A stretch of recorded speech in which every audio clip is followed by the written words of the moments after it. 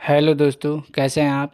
आज का हम इस वीडियो में बात करते हैं जियोग्राफी के जीके क्वेश्चन जो कि एग्ज़ाम में बार बार पूछे जाते हैं। रिपीटेड क्वेश्चन होते हैं जो कि एग्ज़ाम में अधिकतम बार ये क्वेश्चन देखने को मिलता है। तो चलिए हम वीडियो में आगे बढ़ते हैं, क्वेश्चन देखते हैं। नेक्स्ट 50 क्वेश्चन रहेंगे और उसके आंसर साथ में ही दिया जाएगा इसमें, इस प्रश्न में। चलिए देखते हैं पहला क्वेश्चन। पहला क्वेश्चन है मेरा, प्लूटो क्या है। तो प्लूटो एक बौना ग्रह है। क्या है? बौना ग्रह है। ये देखिए बौना ग्रह है प्लूटो। दूसरा नंबर प्रश्न है, रेमन मैगसेसे पुरस्कार के नाम किस देश के पूर्व राष्ट्रपति के नाम पर है। तो फिलीपींस के जो पूर्व राष्ट्रपति हैं उनके नाम पे ये रेमन मैगसेसे पुरस्कार का नाम है। तीसरा नंबर प्रश्न है, संयुक्त राज्य अमेरिका का उपग्रह प्रक्षेपण केंद्र कहाँ स्थित है। केप कैनेडी में। कहाँ है? तो केप कैनेडी में है।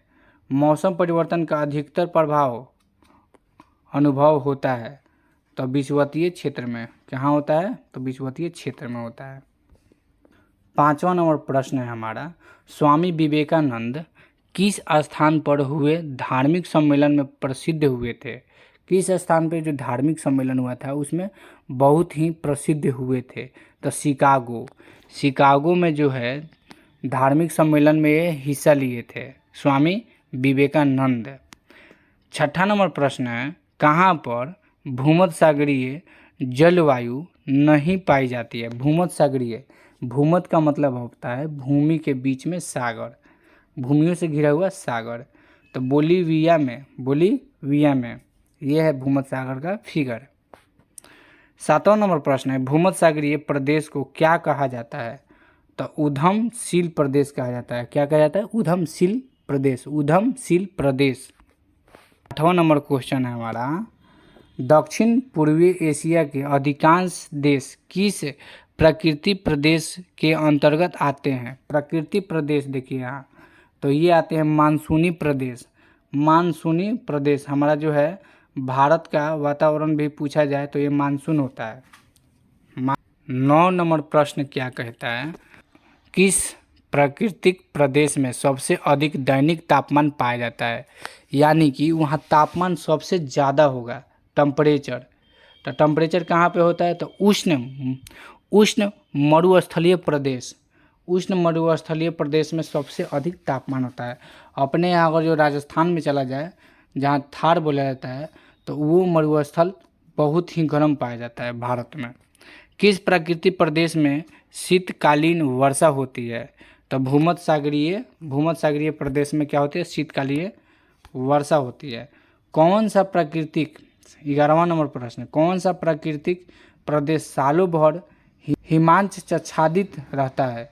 सालों भर क्या रहता है? हिमांचच्छादित रहता है। तो टुड्रा प्रदेश हम इससे समझ सकते हैं, इस फोटो के माध्यम से। 12 नंबर प्रश्न, विश्व में सर्वाधिक आलू कहाँ पैदा होता है। तो रूस में। सबसे अधिक कहाँ पैदा होता है? आलू। तो रूस में, विश्व में पूछा है। 13 नंबर प्रश्न है, सेकेंड न्यूफाउंडलैंड के नाम से कौन सा देश प्रसिद्ध है। तो जापान प्रसिद्ध है। 14 नंबर प्रश्न है, किस देश को वनों का देश कहा जाता है। तो कांगो, प्रजातांत्रिक गणतंत्र। कांगो को क्या कहा जाता है? तो वनों का देश, प्रजातांत्रिक गणतंत्र है ये देश। स्वर्णिम पैगोडा का देश के नाम से कौन सा देश जाना जाता है। तो म्यांमार को क्या जाता है? स्वर्णिम पैगोडा। 1000 झीलों की भूमि के नाम से कौन सा प्रसिद्ध है। तो फिनलैंड। 1000 झील, यहाँ पे झीलों की जो संख्या बहुत ज़्यादा है इसीलिए देश प्रसिद्ध है। 17 नंबर क्वेश्चन, श्वेत पेरिल गणतंत्र के नाम से भी कौन सा देश जाना जाता है। तो बेलारूस जाना जाता है।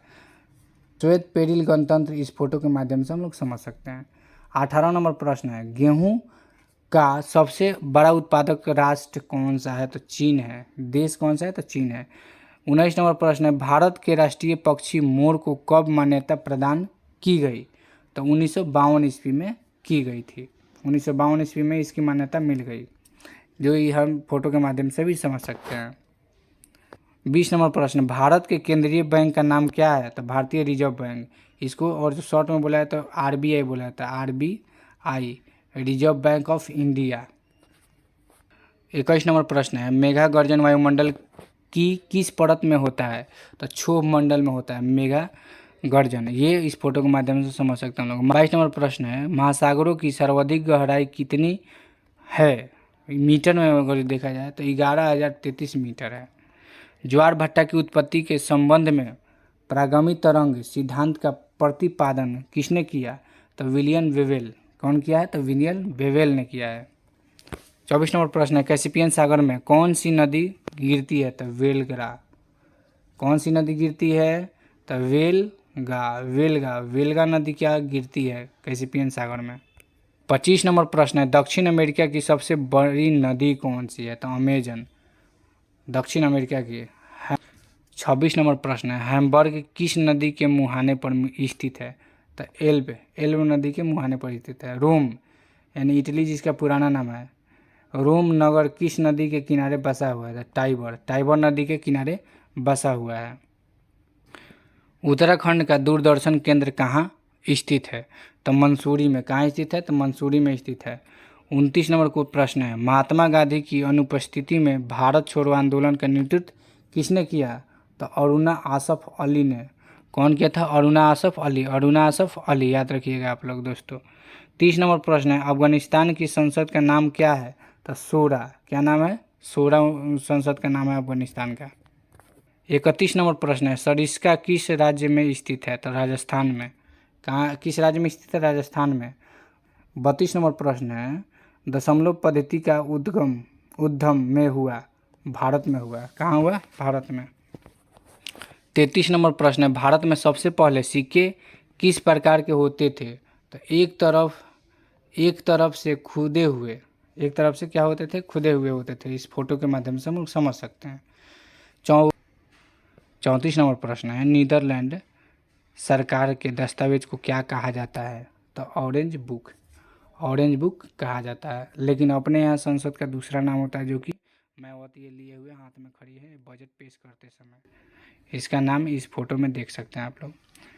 35 नंबर प्रश्न है, संघ लोक सेवा आयोग के यानी यूपीएससी के सदस्यों का वेतन कहाँ से दिया जाता है? तो भारत के संचित निधि से। कहाँ दिया जाता है? संचित निधि से दिया जाता है। 36 नंबर प्रश्न है, चट्टानों का अध्ययन किसके अंतर्गत किया जाता है? तो पेट्रोलॉजी के अंतर्गत किया जाता है।